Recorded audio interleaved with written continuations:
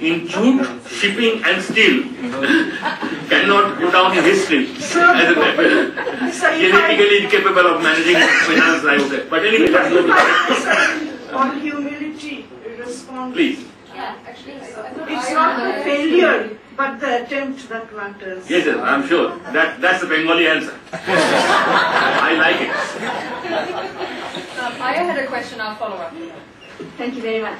My name is Aya Ikegame. I'm from Edinburgh University, UK. And I'm originally from Japan, so we still have some special kind of feeling towards Shantiniketan because obviously Tagore contributed hugely towards kind of internationalization of Japanese art and beautiful Japan type of thing. I don't know which still exists or not, but so we still have some kind of gratitude for that. And but my question is slightly different. That you talked about this Tagore's kind of almost like an invention of his own idea or his own notion of Hinduism, and he put into practice. And I was wondering this notion or way of life or spirit, probably people call it, how this was perceived by this middle class Bengali leftish people who almost like took over or parasite because I can't really see the kind of it should be conflicting with, obviously it is Hindu, it is maybe new Hinduism, but it's quite Hindu that can go along with kind of communist idea of secularism. Okay.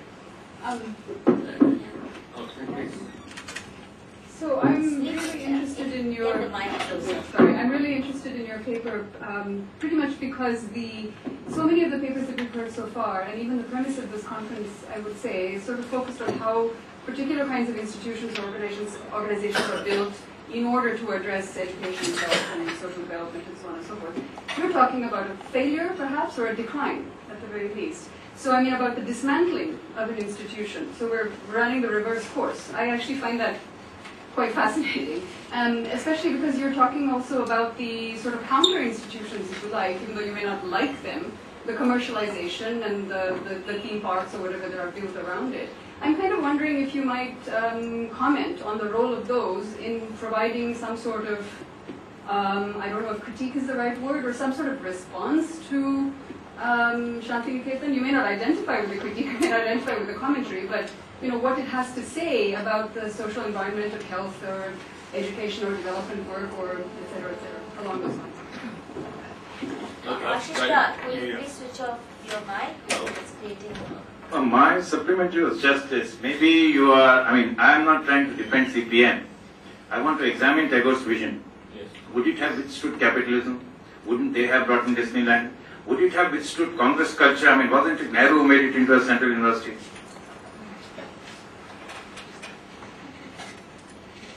Yes.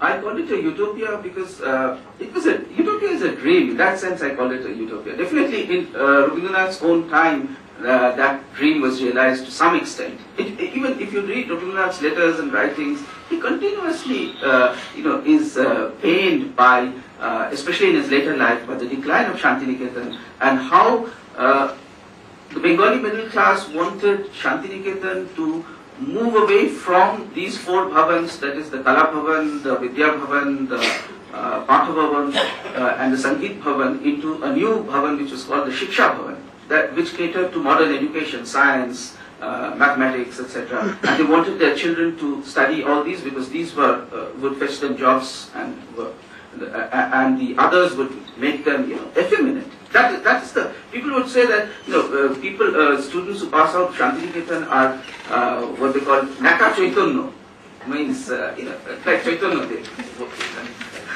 effeminate. That was the kind of language used. So that's why I call it a utopia. That was his dream. And that dream, survives in people's minds, as somebody said.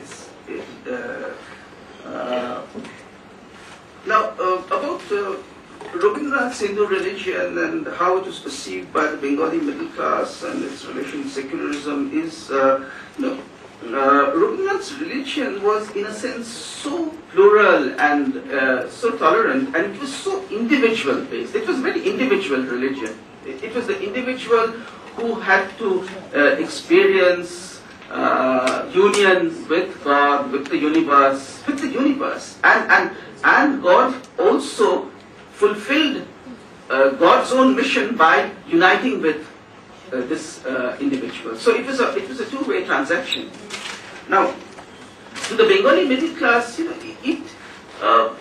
a sense, the absence of rituals, standard religious rituals and practices, made them more acceptable to this kind of a philosophy. And that is why today the only thing which survives of Rabindranath are his songs. And his songs deal with, large number of songs deal with this question of